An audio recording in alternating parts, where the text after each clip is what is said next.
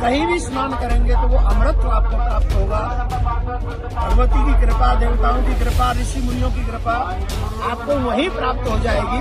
तो ये आवश्यकता नहीं है कि आप जाके संगम में ही आपको डुबकी लगानी है। जहाँ भी आपके पास गंगा मैया हो, जमुना मैया हो, आप वहाँ स्नान करें और आराम से आएं। बच्चों का ध्यान रखें।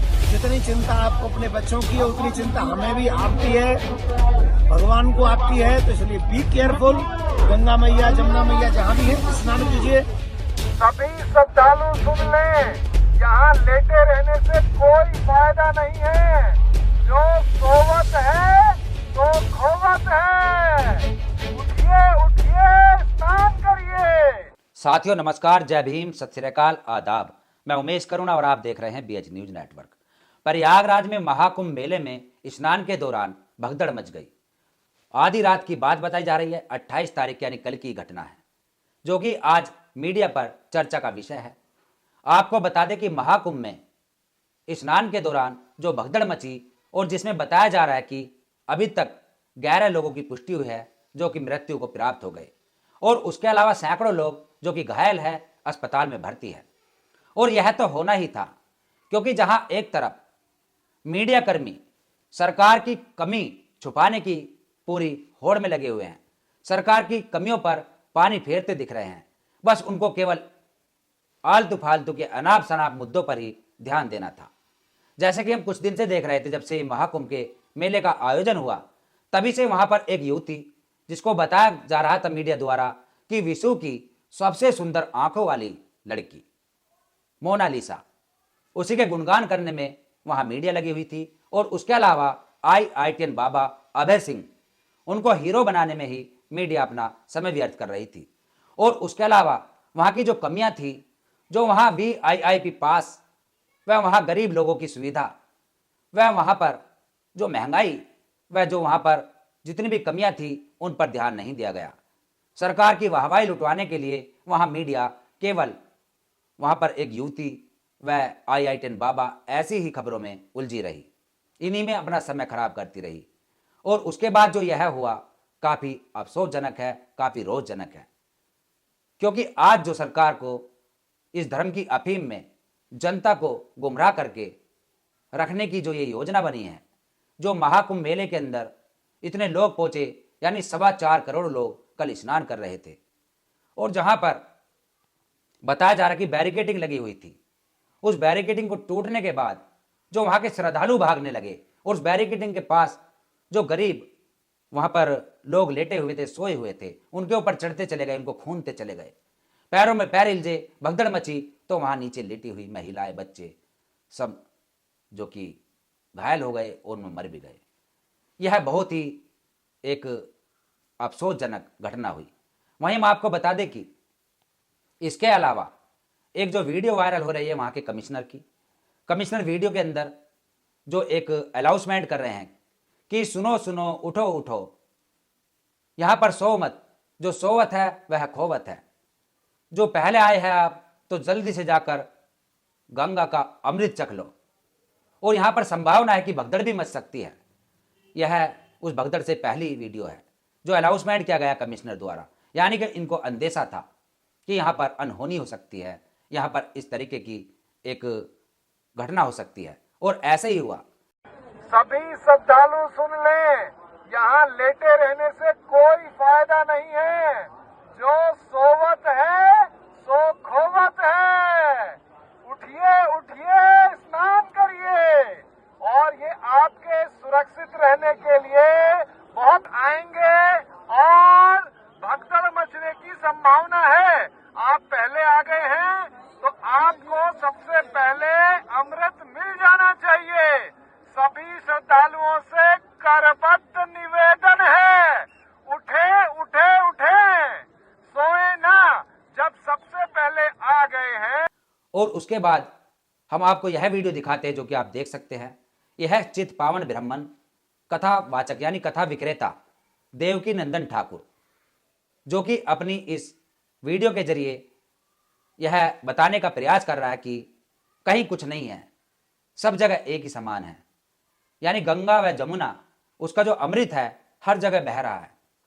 और उसका कहना है कि मैं आज संगम में स्नान करने नहीं गया, मैं यहीं पर स्नान कर लिया है, क्योंकि वहाँ क्राउड बहुत है, वहाँ भीड़ बहुत है, उस भीड़ की वजह से मैंने यहीं स्नान कर लिया है। भगवती गंगा के तट पर स्नान किया है ब्रह्म मुहूर्त में।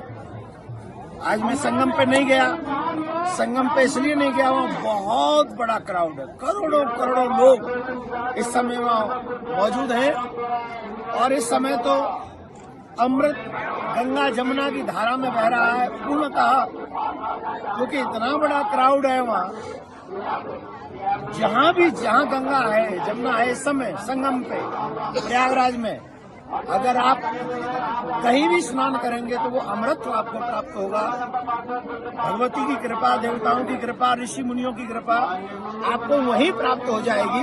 तो ये आवश्यकता नहीं है कि आप जाके संगम में ही आपको डुबकी लगानी है।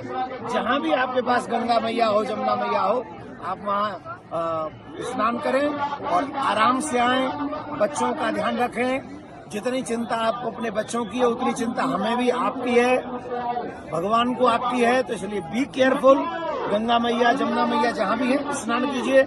इसका कहना है कि कोई जरूरी नहीं कि आपको संगम में ही डुबकी लगानी हो, जहां भी गंगा व जमुना मैया हो आप वहां भी स्नान कर सकते हैं, वहां भी ऋषि मुनियों का आशीर्वाद आपको प्राप्त हो सकता है। कितना चालाक है यह ब्राह्मण, जो कि आम जनमानस को गुमराह करते हैं और खुद अपनी टीआरपी बटोरने के लिए अनाप शनाप बातें करते दिखते हैं और यह इस बात में फंस जाते हैं। यही तो हमारे महापुरुषों ने, संतों ने कहने का, समझाने का प्रयास किया, जो कि आज यह चालाक ब्राह्मण आप लोगों को समझा रहा है। यानी कि अपने आप कहीं भी स्नान कर लो, लेकिन जनता को गुमराह करो कि आप गंगा के तट पर ही जाओ, कि आप वहीं जाओ, संगम में ही आप स्नान करें, वहीं आपके पाप धुलेंगे। ये आपको गुमराह कर रहे हैं। यानी यहां पर समझने वाली बात है कि मूर्ख जनता, जो मूर्ख जनता है, उसके कब समझ में आएगी। इनकी जालसाजी को समझो। संत शिरोमणि रविदास जी ने जो कहा कि यानी मन चंगा तो कठौती में गंगा, और कबीर साहब ने भी यही समझाने का प्रयास किया कि मलमल धोए शरीर को, ना धोए मन का मैल, और नहाए गंगा गोमती, रहा बैल का बैल। कितना भी मलमल का शरीर को धो लो, और यदि आपका मन साफ नहीं है तो आप बैल के बैल हैं। और उसके बाद जो कहा संत शिरोमणि रविदास जी ने कि मन ही पूजा, मन ही धूप, और मन ही सेव सहज सब रूप। बहुत सारी ऐसे पाखंड के ऊपर, ऐसे कर्मकांडों के ऊपर जो कटाक्ष किया हमारे संतों महापुरुषों ने, वह यही तो समझाने का प्रयास किया कि कहीं कुछ नहीं है, ये सब मन का मानना है। और जो हमें गुमराह करके रखा जाता है, एक कथावाचक यानी कथा विक्रेता जो कि बागेश्वर धाम का धीरेन्द्र कृष्ण शास्त्री, उसका भी अनाप शनाप एक टिप्पणी आई थी अभी हाल फिलहाल में कि जो महाकुंभ न जाएगा वह देशद्रोही है। यानी उसको देशद्रोही का उसने टैग लगा दिया, जो महाकुंभ नहीं जाएगा। ये किस तरीके के देश को ले जा रहे हैं, ये कैसे भारत को बनाना चाहते हैं, इनके ऊपर बहुत बड़ा सवाल है। और वहीं हम आपको बता दें कि ये जो घटना हुई, जो वहां लोग मरे, जिसके अंदर SC ST व OBC के लोग ही सबसे ज्यादा मिलेंगे, क्योंकि वही गरीब होते हैं, वही नासमझ व मानसिक गुलाम होते हैं। इसलिए उनको सुविधा नहीं मिलती तो बैरिकेडिंग के पास वह सो जाते हैं। और जैसे भगदड़ मचती है तो उसका शिकार भी सबसे ज्यादा यही होते हैं। और ऐसा ही हाथरस में जो सत्संग चल रहा था सूरजपाल का, उसमें भी यही हुआ था। गरीब ही थे सब, ना समझ थे, मानसिक गुलाम थे, उस भगदड़ का शिकार हुए और उसके बाद भी उनकी कोई समझ में नहीं आता। यह कोई पहली बार नहीं हुआ। इससे पहले 1954 में, जो कि बताया जाता है कि 1954 में हमने जो देखा था, नेट पर सर्च किया था कि 1954 में भी मौनी अमावस्या पर एक ऐसी अफवाह से अफरा तफरी में हुई थी 800 लोगों की मौत। मौनी अमावस्या पर जो भगदड़ मची थी 1954 में महाकुंभ के अंदर, वहां पर भी एक अफवाह फैली थी और जिसमें 800 लोगों की खुंद कर पैरों के नीचे मौत हो गई थी, जिसमें भारत के तत्कालीन प्रधानमंत्री जवाहरलाल नेहरू भी शामिल हुए थे। और वह अमावस्या से एक दिन पहले पहुंचे थे और उसके अगले दिन ही यह वारदात हो गई थी, जो कि भगदड़ मच गई थी। यानी ऐसे समय समय पर होता रहा है। उसके बाद भी सरकारें धर्म की अफीम में आम जनमानस को झोंक कर रखना चाहती है, जिससे कि यह बाहर न निकल सके और इनकी राजनीति रोटियां सिकती रहे। और ऐसे ही आज वर्तमान में हुआ। यहां पर उत्तर प्रदेश के मुख्यमंत्री व भारत के प्रधानमंत्री असल मुद्दों से हटाकर, असल मुद्दों से भटकाकर जो इतना रुपया, करोड़ों रुपया खर्च किया गया, उस पैसे को यदि सही जगह खर्च किया जाता तो आज देश की दशा कुछ और होती, देश विश्व गुरु की श्रेणी में आ सकता था, लेकिन ऐसा नहीं हो सका।